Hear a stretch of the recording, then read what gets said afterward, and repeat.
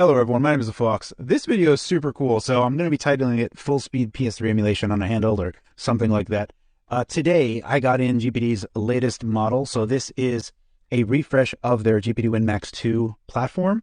So people may be familiar with this, that this was running AMD's 6800U platform. This is now has AMD's 7840U on here. The good news is that this particular model does have LPDDR5X 7500, so we are using the faster RAM that is possible on the platform, which is great news. The one thing that I do want to note here is that on the back you can see that there is OcuLink. Woo! OcuLink I've been talking up a whole bunch. Technically, right now I am recording on my WinMax 2 6800U that has a 4090 connected it through OcuLink. However, I was doing it through the M2 adapter here. And now we can just do it directly on the back of the device. So we still have the 2230 available as additional storage, as well as the 2280 that's inside the device as well. So really cool news. There's actually a lot to talk about. I've already started exploring what it's capable of performance-wise. The first video that I wanted to do on the 7840U platform is obviously taking a look at the Zen 4's ability to use AVX512 extensions, which RPCS3 can leverage. This can give a significant performance boost. When I first took a look at it, I was enabling and checking and unchecking it, and I wasn't getting any different performance. So I went onto the RPCS3 Discord and said, hey, what am I doing wrong? And sure enough, I was doing something wrong. The good news is that you don't have to check that little box at all. It is enabled by default. You actually have to do something else to disable it. I will get those benchmarks to show before and after what that looks like. Largely, for people that have been following me already, I've already covered 6800U playing God of War 3, and even when we try to bump static GPU clocks, we can get to around 45-ish FPS, but still not into a very good playable state. And there's lots of hacks that you can do, especially back in the day, but that was never ideal. And we are now at a point with Zen 4 using AVX512 extensions, as well as statically clocking the GPU. When we take a look at the benchmarks, let's just take a look at the CPU benchmarks alone. So if we take a look at the default clocks, that is the default state for 7840U, between 35 watt and 20 watt, we can see that we're still not getting perfect 60 FPS. We're basically fluctuating around 50 FPS in both of them. However, if we take a look at a benchmark when I statically clock the GPU, so I override the GPU because it is defaulting to its base clock more often than not, what we can see is we are actually getting into a territory where more or less we are at a consistent-ish 60 FPS. And I'm going to show you a video of me playing it, and it should be as apparent as it could possibly be that it is ridiculously smooth. So I will show you benchmarks in a moment. Before we get too far into that, I do want to just kind of address like a quick how-to on how to get the best performance possible on RPCS3. Some of these things are general. So what you're going to want to do is you're going to want to right-click on the game that is added in RPCS3, and you're going to want to go to check game compatibility. This will jump you over to their website, which will have a wiki where everyone in the community has been submitting what is the best settings to get the best performance and fix games just so that they're playable and things render correctly. So you're going to go ahead and look at that, and then whatever is suggested there, you're going to go and create a custom configuration.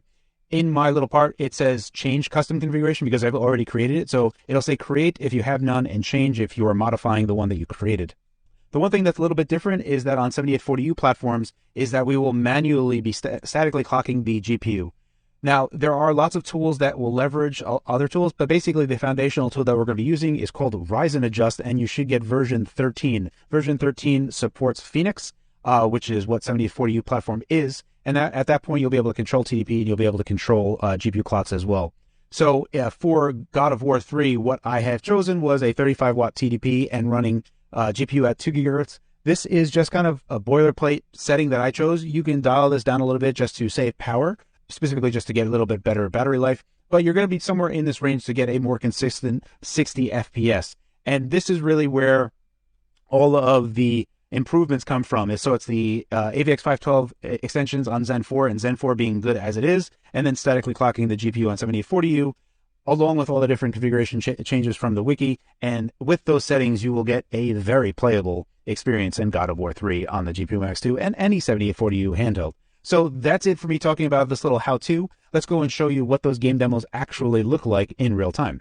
All right, and now here we are with God of War 3, getting an average frame rate of 60 FPS, which is something that has not been possible on handhelds prior. If we were to take a look at 6800U platforms from before, I was basically hovering around 40-ish FPS in this particular scene. There's a lot of stuff going on, but it can show you can have a pretty good time playing God of War 3 on a handheld.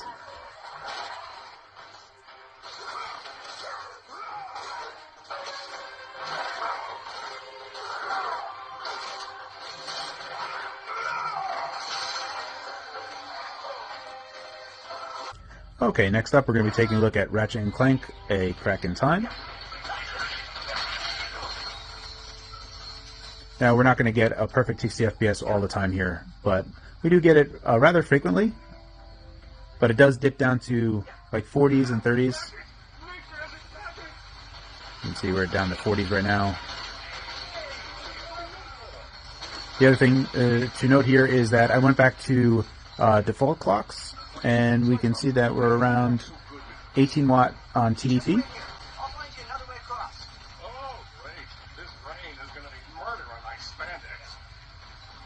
Alright, up next, and this is a game that has been a long time coming to run on a handheld. This is Red Dead Redemption.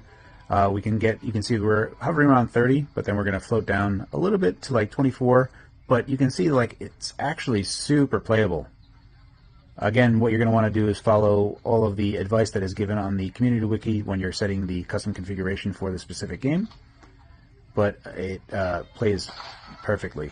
Like, I demoed this game recently on the Neo Air Plus with 6800U, and we're pretty much getting half the frame rate, and this is quite playable.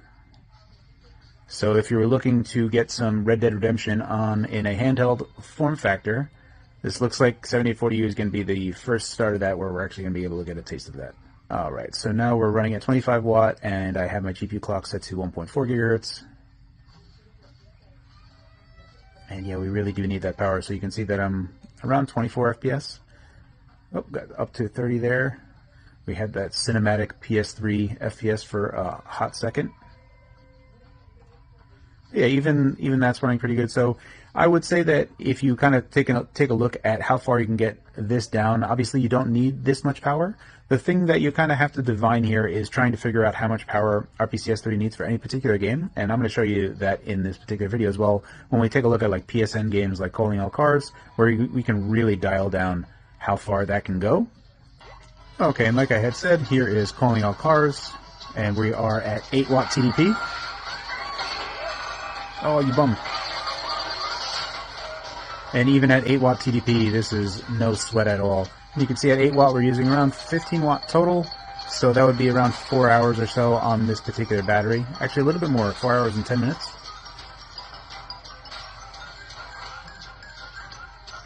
Anyway, it's a pretty cool little exclusive PSN game that came out for the PS3 that's available nowhere else and plays just fine at extreme low TDPs. The other thing worth pointing out is that even on other games like Demon's Souls, this is a game that will run at very low power as well. And again, here we're running at 8 watt TDP. Now, I haven't built all the different shaders for this particular game yet, so I might be compiling some. You can see I'm compiling some over here. So that might affect frame rate every now and again as I'm going through this.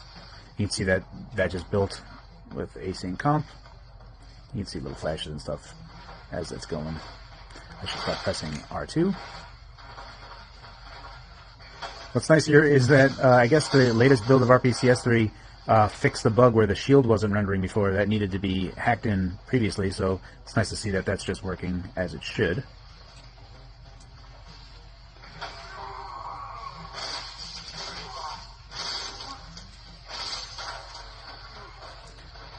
But again, this is playing at 8 watt TDP. We're using around 15 watt total.